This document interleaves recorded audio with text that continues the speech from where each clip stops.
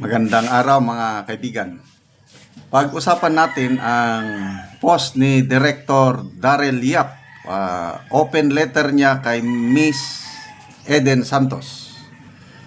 Okay, si Miss Eden Santos, yan o, yung reporter ng Net25 na palaging nagbibigay ng matatapang, magagaling, very makabuluhang tanong. Ito ang nagbibigay sakit ulo ni Auntie Claire. Si Direk Daryl Yap naman, alam niya na, yung director ng Made in Malacanang, the best movie director sa ngayon dahil siya yung pinaka-top grossing na pelikula, yung Made in Malacanang. Ito naman si Eden Santos, one of the best journalists we have in town. To me, dalawa sila ni Ted Filon na hinahanga kong journalist na may prinsipyo. So ito ang kanyang open letter. Ito, si A.B. Hugalbot pala, sinare niya ang post ni Director Daryl Yap. Sabi ni A.B. Hugalbot, "Salamat Miss Eden Santos. Isa ka ng alamat. Habang si Auntie Claire naman ay naging isang lamat na lang." Ano bang lamat? Parang malalim na Tagalog eh. Lamat. Alamat. Okay. Daryl Yap, magandang gabi po, Ma'am Eden. So kagabi niya ito, 7 hours ago. Alam ko, nagulat ka. Bakit ang isang magalang, mahinhin at mahiyaing tulad ko ay mag-o-open letter sa iyo? Wala lang. Sobrang napapasaya mo kasi kami ng mga kaibigan ko at mga ka-Bible study ko. Kahit ako, nakakatanggal stress pag naririnig ko yung balitaktakan ni Eden Santos at Yusek Claire Castro. Napakaseryoso kung magtanong si Miss Eden Santos. Kailang napaka-focus niya. She really needs to find out the truth. Kaya ganun siya. Grabing tapang nitong reporter nito. I don't know kung baka mamaya, balang araw, hindi na siya papasukin sa Malacanang eh. Dahil sa kanyang mga tanong. Tuloy natin na. Gusto ko lang pong sabihin sa inyo na meron pa akong gift voucher ng Louis Vuitton. Vuitton. I'm sorry, hindi ko alam ang pronunciation. Yung bag ata ito. V-U-I-T-T-O-N. How do I pronounce it? Vuitton? Louis Vuitton. Regalo po sa akin noong birthday ko. Pakiramdam ko po ay mas deserving at mas kailangan nyo po pag pumunta po kayo sa briefing o sa papreskon sa Malacanang. Na ipagtanong ko na po kayo at alam kong simple lang kayo. Pero bigay naman po ito mula po sa aming mga tagahanga lang. Yung voucher po ay sapat na para makabili ng middle size na bag para po kung pupunta kayo sa palasyo at babato po kayo ng tanong ay at least may maganda at elegante po kayong bag. Pwede na po makabili ng LV Kipal 45 to 50 yun. Ano bang 45 to 50? 1,000? 45 to 50,000 yung isang bag LV Kipal. Para lang po mai-imagine nyo, kay kasya na po doon ang tsako, tsako, yung pang martial arts, tsako, boxing gloves, kunai at shuriken, yung mga ginagamit po ni Naruto. Pero, siyempre, di nyo naman po lalagyan nun. Pina-i-imagine ko lang.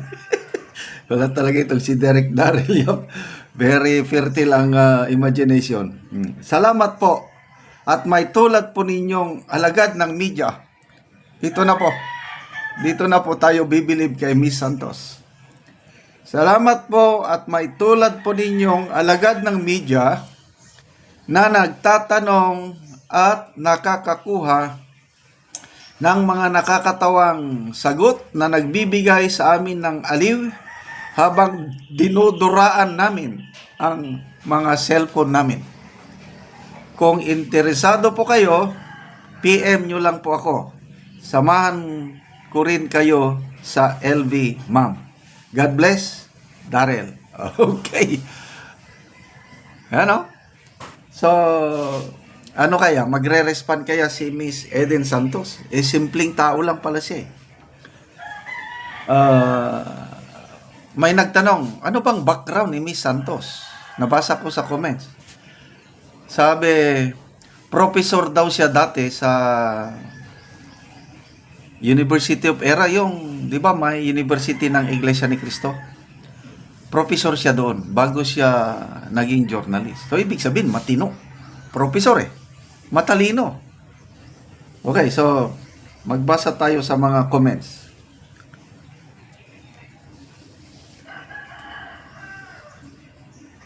Di Guzman Iselye, siya yung nagpapahirap kay Auntie Claire. Dakalo Suset, sana sa susunod na tanong ni Miss Eden yung mapaihi si Auntie Claire. John Daroy, Ma'am Eden Santos, ang bagong idol ng bayan. Yes, pagdating sa mga journalist, ang idol ko, Miss Eden Santos and Ted Filon, and of course, si DJ Chacha, yung kapartner niya. Yan ang mga programang matitinik.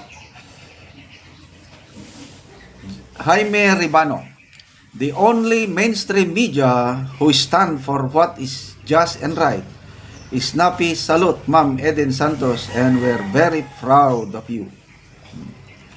Dave Garcia, hindi nagpapatawa si Miss Eden, seryoso mga tanong niya. Si Claire ang nagpapatawa kaya siya ang bigyan mo ng bag.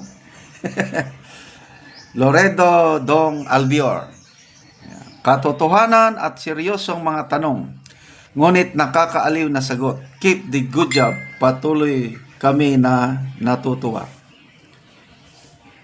Liberty Mendoza, proud ang family niya. Nag-iisang tunay na journalist. Salute, Ma'am Eden.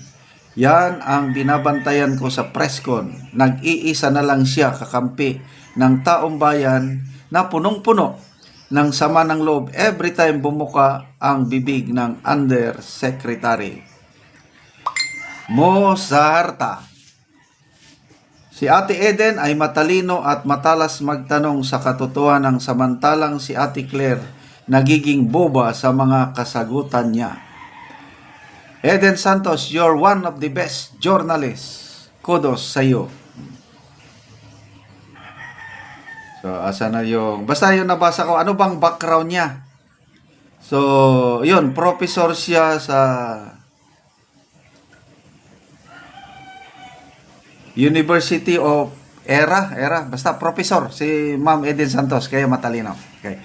Salamat mga kaibigan sa inyong pagsubaybay sa ating channel. Nakakatulong kayo ng malaki sa Tribong Talanding. Ang sweldo natin sa channel na ito is tinutulong natin sa tribo. Namimigay tayo ng mga yero at pako para ma-repair ang sira-sirang bahay ng Talandig, at nagbibigay din tayo ng livelihood assistance. Nagpapatanim tayo ngayon ng mga saging lakatan. Kung may itinanim, may aanihin. Panoorin nyo ang video na ito. Anak ko sa saging lakatan ni Manoy Boy. Og mo ni ang una niyang tanom nga saging lakatan. Og ako silang bisitahon. Mayong buntag Manoy. Oh. Pila ni kapunuan ang una nimong tanom Manoy? 20. 20 ni. 20. So mga dagko na gyud. Hapit na gid mangunod. Gabuno ko putas ug amon yon kamo ni pagpabunga. O putas, ammonium dopos mo na ang pampabunga. Amo ni pagpabunga. So kuan gyud, mga dagko na gyud ug hapit na gyud ni mangunod ang saging ni Manoy. Putas complete ug upos. Ang Mhm. akong abono aron na Dali- dali siya munod. Oo. Oo. Oo. Ikaduha na akong tanom. Muna ikaduhan ni mo Manoy. So mga dagko na. Dagko na. Putas gyapon ang abono ani ni Manoy. O ammonium, dopos. Oo, tapos. Mga dagko na gyud ang saging ni Manoy. Mga dumalaga na gyud. Mga gana. Hapit lang pod Pila ni tanang kapunuan Manoy? ani tanan 170 tanan ni. 170. Oo. Hinlo kaayo. Ini man kambayo manok kab. Og karon manang Manoy, unsa ang inyong istorya bahin sa padayon sa pagsuporta sa pag-abono og sa pagpananom? Salamat sa nagsuporta sa abono nga pagpadayon ang paghatag nila sa abono kay aron ang among saging. Mga ayo ang pagtubo Mm. ug sa Ginoo pod. Oo, salamat kay Manoy.